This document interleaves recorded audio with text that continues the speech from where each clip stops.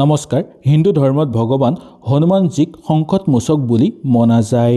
তেওঁ সাহস, শক্তি আৰু ভক্তিৰ প্ৰতীক। তুলসীদাস বিৰচিত হনুমান চালিচা কেৱল শাৰীৰ সমষ্টি নহয়, ই হ'ল এক মহাশক্তিৰ উৎস। বহুতেই নিয়মিতভাৱে হনুমান চালিচা পাঠ কৰে, কিন্তু বহুতেই প্ৰকৃতভাৱে নাজানে যে হনুমান চালিচা কেনেকৈ পাঠ কৰিলে ভাল ফল পোৱা যায়। আজিৰ ভিডিঅ'টোৰ যোগেদি আমি জানিম হনুমান চালিচা পাঠ কৰাৰ সঠিক নিয়মৰ কথা আৰু জানিম 10টা আধ্যাত্মিক গুণৰ কথা। হনুমান চালিচা পাঠ কৰিবলৈ এটা নিৰ্দিষ্ট পৰিৱেশৰ প্ৰয়োজন। শাস্ত্ৰৰ অনুসৰি ঘৰৰ উত্তৰ পূব কোণ বা ঈশান কোণত বহি পাঠ কৰাটো সৰ্বোত্তম বুলি মনা গৈছে। পোনপ্ৰথমতেই গা ধুই পৰিষ্কাৰ কাপোৰ পৰিধান কৰিব লাগে।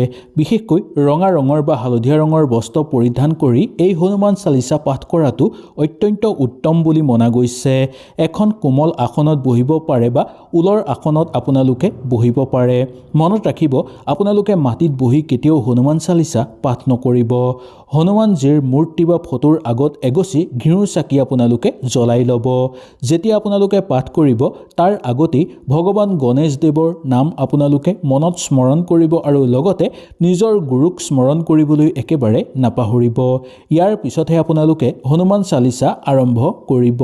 হনুমান চালিচা পাঠ কৰিলে বা হনুমান চালিচাৰ শব্দ কোৱাৰ লগে লগে মনৰ ভিতৰৰ পৰা ভয় দূৰ হৈ পৰে। ভূত পিশাচ নিকট নহি আৱে, মহাবীৰ যখন নাম শুনাৱে। ইয়াৰ অৰ্থ হ'ল মহাবীৰ হনুমানজীৰ নাম ল'লে কোনো নিগেটিভ শক্তিয়ে আপোনাক স্পৰ্শ কৰিব নোৱাৰে।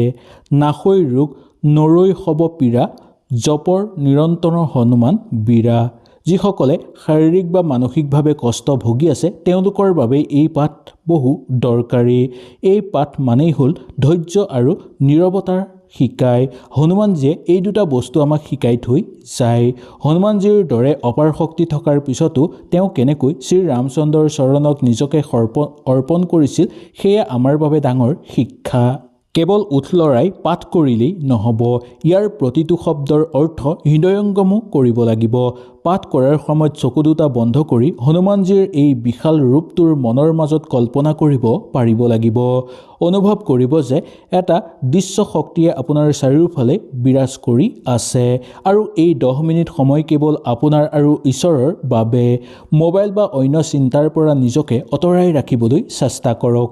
হনুমান চালিচা পাঠ কৰাৰ অন্তত শ্ৰীৰামচন্দ্ৰৰ নাম ল'বলৈ একেবাৰে আপোনালোকে নাপাহৰিব, কাৰণ য'ত ৰাম নাম থাকে তাত হনুমানজীয়ে বাস কৰে।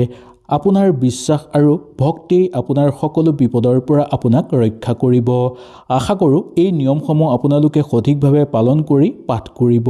তেতিয়া আপুনি জীৱনত সুখ, শান্তি আৰু সমৃদ্ধি লাভ কৰিব পাৰিব। জয় শ্ৰীৰাম, জয় হনুমান। হয়তো এই ভিডিঅ'টোৰ যোগেদি আপোনালোকে সুন্দৰভাৱে বুজি পালে। কিবা অসুবিধা পালে নিশ্চয় মোক তলত জনাবলৈ একেবাৰে নাপাহৰিব। তেনেহ'লে আজিলৈ নমস্কাৰ।